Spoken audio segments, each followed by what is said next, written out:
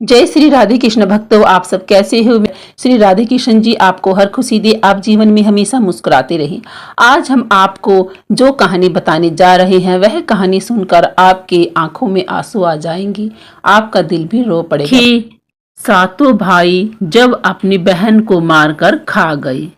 पुराने जमाने की बात है। एक गांव में परिवार रहा करता था। उसमें 7 लड़के और 1 लड़की थी। माता पिता जल्दी ही गुजर गए तो बच्चों ने भी जल्दी ही व्यवहारिक काम सीख लिया। शुरू में सबको गुजारा चलाने में काफी परेशानी आई, लेकिन समय के चलते सब कुछ आसान होने लगा। उस समय समाज के पुरुषों का काम जंगली जानवरों का शिकार करना और औरतों का काम सिर्फ घर के काम काज करना और बच्चों को संभालना होता था। 7 भाई और 1 बहन बड़े प्रेम से मिलजुल कर रहते थे। दिन निकलते ही सातों शिकार के लिए निकल जाते और बहन सबके लिए खाना पकाती थी और घर के कामकाज करती थी। भाई जब जंगल से वापस आते तो साथ में बड़े बड़े जानवर, पक्षी आदि को मारकर लाते। बहन उससे मांस को बड़े चाव से पकाते और सब भोजन करके तृप्ति का अनुभव करते। ऐसे ही दिन गुजरने लगे। एक दिन की बात है, 7 भाई जंगल को गए थे। शाम होने चली थी। बहन सबके लिए खाना बना रही थी। जब वह सब्जी के लिए हरी साग काट रही थी, चाकू की तेज धार से उसकी एक उंगली कट गई। कटी उंगली से खून की धार बहने लगी। उसने सोचा यदि भाइयों ने देखा तो वे बड़े दुखी हो जाएंगे, मुझे उन्हें यह बात नहीं बतानी चाहिए। उसने बहते खून को अपने ओढ़नी से पहुंचना चाहा, किंतु लगा कि उसके भाई देख लेंगे। फिर उसने दीवार पर पहुंचना चाहा, फिर लगा यहाँ तो और अच्छी तरह से दिखाई देगा। वह बेचैन होकर इधर उधर घूमने लगी। कोई ऐसी जगह नहीं मिली जहां उसका बहता खून भाइयों की दृष्टि से बच सके। अंत में कोई उपाय न देखकर उसने उसी साग से पहुंच लिया जिसकी वह सब्जी बनाने जा रही थी। शाम को भाई जंगल से वापस आए। बहन ने खाना परोसा। आज सातों को साग बहुत स्वादिष्ट लगा। सातों भाई अपनी उंगलियां चाटते रह गए। बहन की पाक कला की तारीफ की। अपनी तारीफ सुनकर बहन भी खुशी से फूली ना समाई। दिन भर के थके होने के कारण सातों भाई जल्दी ही सो गए।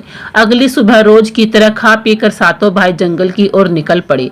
जब शिकार तलाशते तलाशते थक गए, सभी एक पेड़ की छांव में बैठकर आराम करने लगे। बातों बातों में रात के भोजन में बहन के द्वारा बनाए गई साग की चर्चा होने लगी।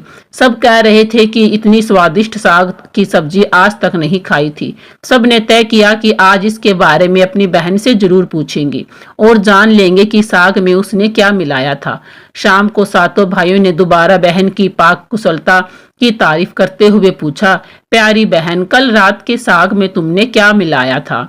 बहन बताना नहीं चाहती थी। वह सोच रही थी कि अगर उन्हें पता चला कि उसकी उंगली कट गई है तो सभी बहुत दुखी हो जाएंगे। इसलिए उसने जवाब में कहा, कुछ नहीं। बड़े भाई ने कहा, प्यारी बहना, तुम्हें बताना ही पड़ेगा। मैं जानना चाहता हूँ कि हमारी बहन ने इतना स्वादिष्ट साग कैसे बनाया। तुम्हें मेरी सौगंध है। बड़े भाई का सब सम्मान करते थे। बहन को सच बोलना ही पड़ा। उसने धीरे धीरे सारी बात बताते हुए कहा, बस इतना ही, अपना खून मिला दिया था और ज्यादा कुछ नहीं। यह सुनकर 6 भाइयों के मन में एक कुटिल ख्याल आने लगा। वे सोचने लगे, इसके खून की चंद बूंदें इतनी स्वादिष्ट हैं तो इसका मांस कितना स्वादिष्ट होगा। रात के खाने के बाद सातों सोने के लिए गई। सातों में फिर उसी बात की चर्चा छिड़ गई। बड़ा भाई कहने लगा, अरे खून की कुछ बूंदें इतनी स्वादिष्ट हैं तो शरीर का मांस कितना स्वादिष्ट होगा। सब ने बड़े भाई की बात में हाँ मिलाया। अगले दिन शिकार के लिए जाते समय सातों ने यह योजना बनाई कि बहन को मारकर उसका मांस खाएंगे, खूब स्वादिष्ट होगा। 7वें भाई को अपने बड़े भाइयों की युक्ति बिल्कुल भी उचित नहीं लगी। वह अपनी प्यारी बहन को बचाने के लिए बेचैन हो गया। वह खुलकर इसका विरोध नहीं कर सकता था क्योंकि 6 भाई एक तरफ थे। शिकार करने के बाद सभी भाइयों ने मिलकर एक टीले पर बांस के एक फट्टों से बना चबूतरा का निर्माण किया। उनकी योजना यह थी कि बहन को फुसला कर लाएंगे, तीर मारकर उसकी हत्या करेंगे और उसका स्वादिष्ट मांस खाएंगे। अगले दिन बड़े भाई ने बहन से कहा, प्यारी बहन, तुम बड़ी हो गई हो और शादी के लायक हो गई हो।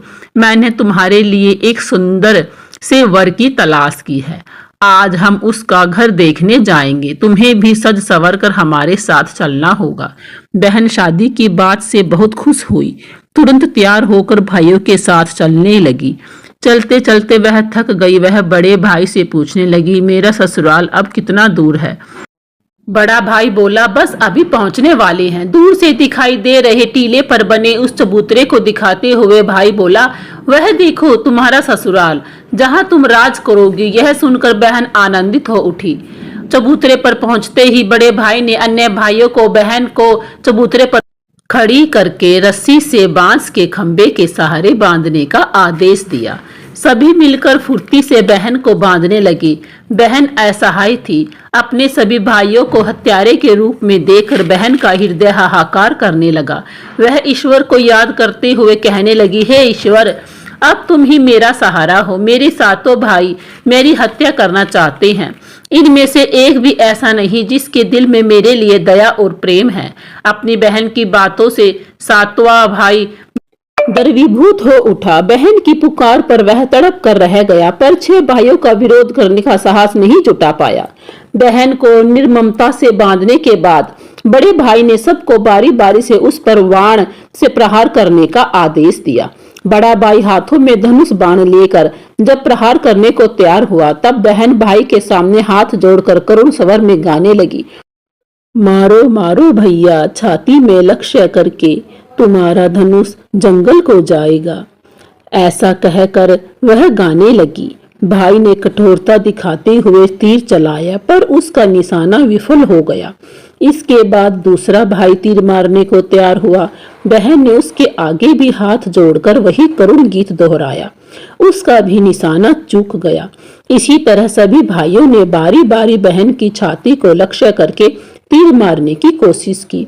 बहन हर बार यही गीत दोहराती रही। 6 भाई लक्ष्य भेद करने में असफल रहे। अब 7वें की बारी थी।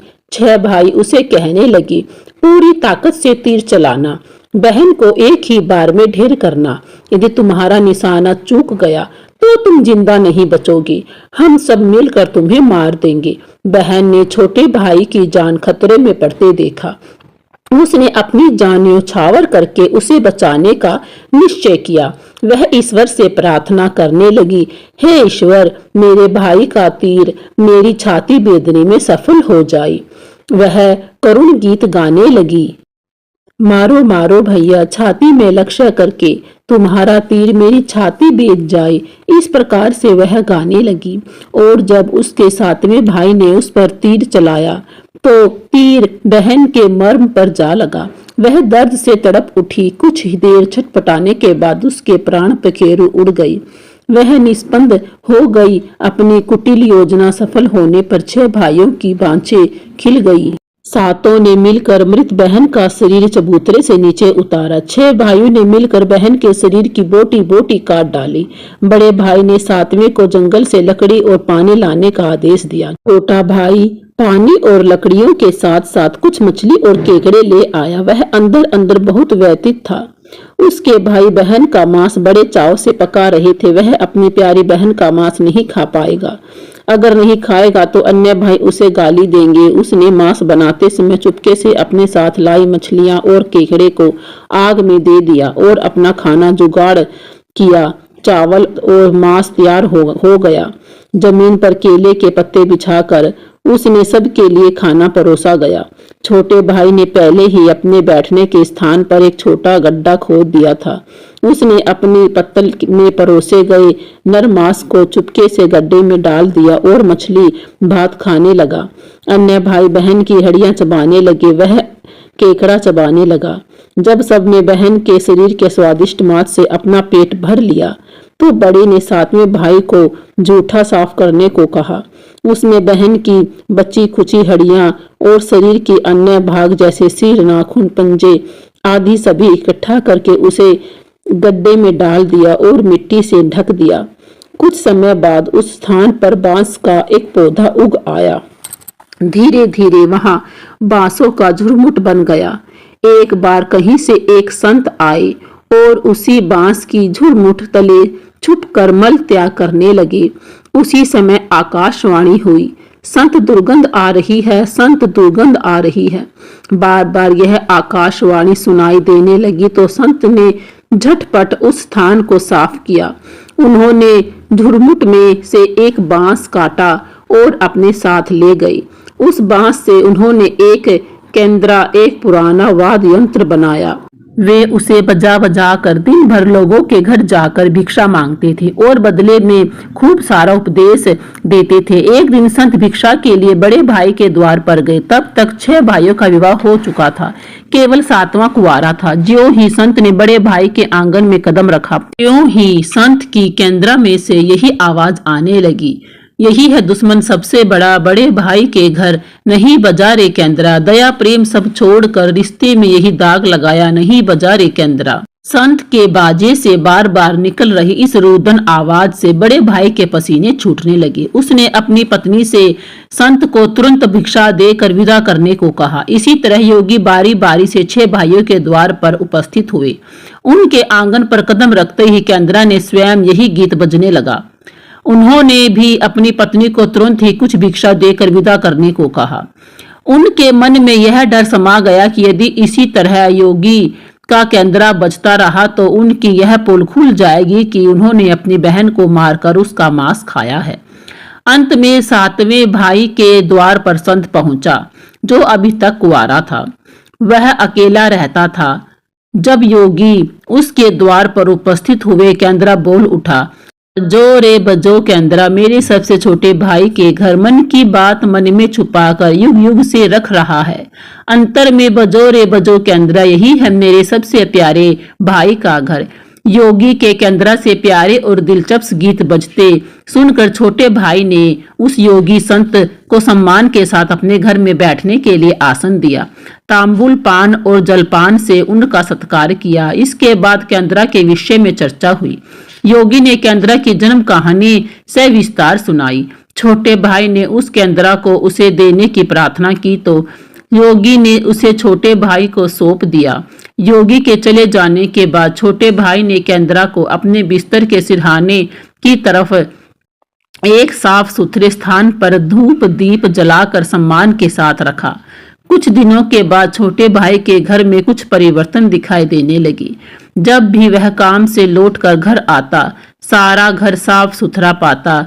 जब रोज रोज यही बात दोहराने लगी तो छोटे भाई ने अपनी भाभीियों के घर जाकर पूछा, मेरी गैर हाजिरी में आप लोग मेरा घर साफ करते हैं क्या? सभीयों ने जवाब दिया, हमें अपने घर के कामकाज से फुर्सत नहीं है, तुम्हारा घर कैसे साफ करती? छोटे भाई ने निश्चय किया कि आज वह छुप कर देखेगा कि उसका घर कौन साफ करता है। वह घर के कोने में छुप गया। घर सुनसान होते ही स्थापित केंद्रा से उसकी बहन की शकल की एक लड़की निकली। घर का सारा काम किया और फिर उस केंद्रा में समा गई। छोटे भाई ने यह बात अपनी बड़ी भाभी को बताई। बड़ी भाभी ने उसे समझाया, ज्यों ही लड़की केंद्रा से बाहर निकलेगी तुम केंद्रा को आग के हवाले कर देना, फिर उस पर तुलसी जल छिड़क देना, फिर देखना क्या होता है। छोटे भाई ने बड़ी भाभी के कहे मुताबिक काम किया। उसने लड़की के निकलते ही केंद्रा को आग में डाल दिया और लड़की पर पवित्र तुलसी जल का छिड़काव किया। तुलसी जल के स्पर्श से वह मानव रूप में आई। भाई ने देखा यह तो उसकी प्यारी बहन है। उसने अपनी बहन को गले से लगा लिया। उसके बाद दोनों भाई बहन बड़े प्रेम से जीवन बिताने लगे। सीख, निस्वार्थ प्रेम ही रिश्तों को बनाए रखता है। रिश्तों को कलंकित करने वाले कभी छुप नहीं सकते। दोस्तों, आपको यह पौराणिक कथा कैसी लगी? अगर आपको अच्छी लगी हो तो वीडियो को लाइक करें, शेयर करें और इस चैनल को सब्सक्राइब करके मेरा उत्साह बढ़ाएं। धन्यवाद।